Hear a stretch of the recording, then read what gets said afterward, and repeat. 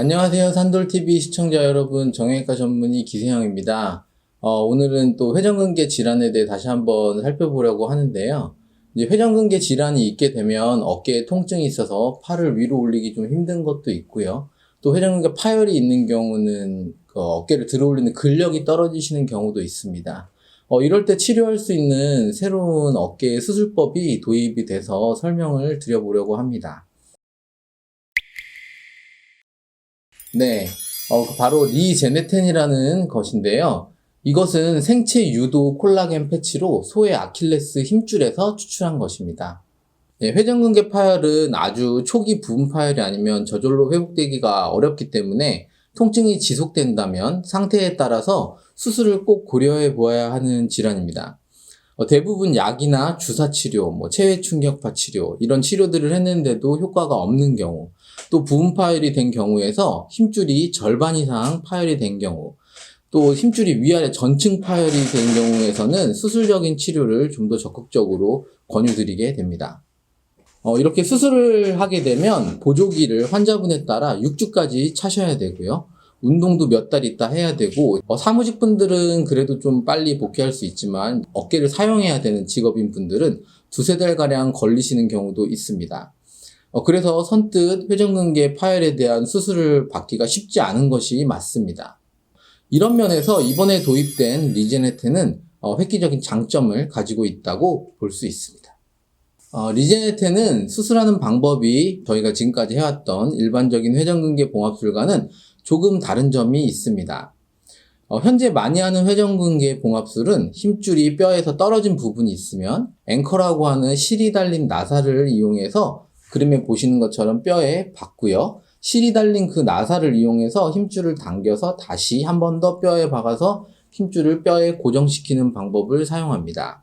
이때 기존에 파열된 힘줄 부분을 깔끔하게 정리해야 뼈에 잘 붙여줄 수 있기 때문에 부분 파열인 경우에서나 전체 파열이 좀 지저분한 경우는 오히려 힘줄을 더 뜯어준 다음에 봉합을 해야 하는 경우도 있죠.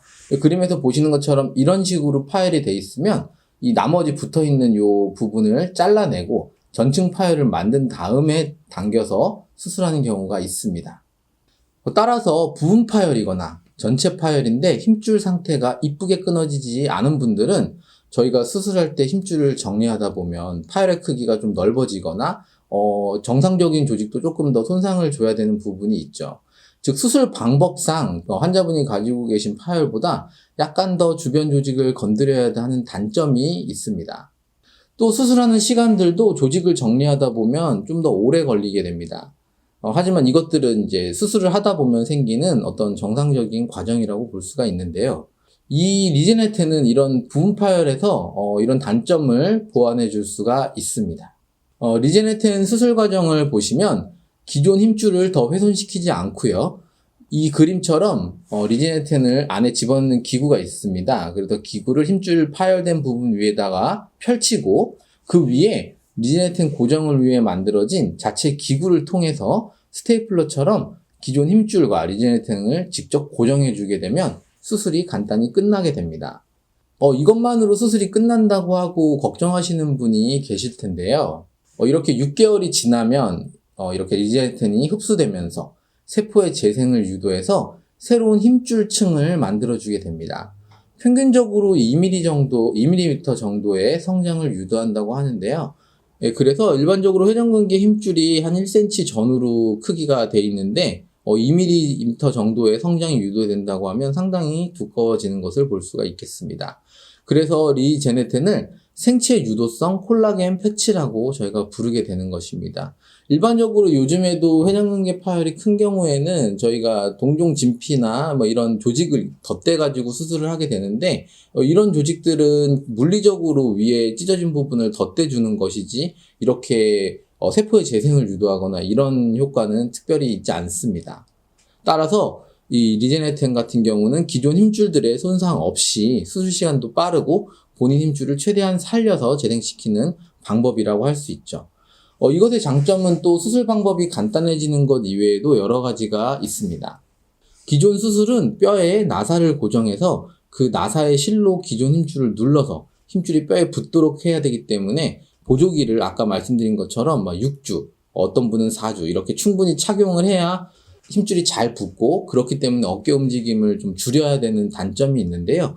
리제네테는 그럴 필요는 없습니다. 따라서 보조기 착용 기간도 일주일 정도로 간단히 할 수 있고요. 직장 복귀도 회전근개 봉합술보다 조금 더 조기에 할 수 있고 운동도 더 빠르게 할 수 있어서 근육이 빠지는 그런 현상도 좀 더 방지해 줄 수가 있습니다. 그리고 전체 파열이 있는 경우는 또 회전근개 봉합술을 한 뒤에 이 리제네텐 제품을 위에다 얹어주는 수술을 해볼 수가 있는데요.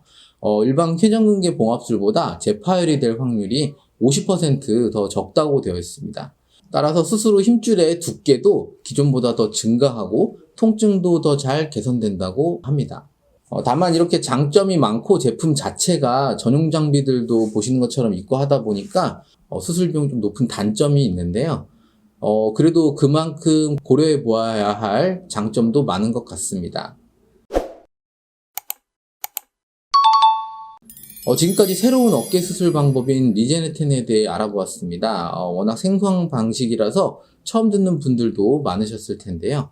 그만큼 장점이 있는 치료라서 어깨에 관심이 있는 분들은 점점 이야기를 듣게 되실 것 같습니다.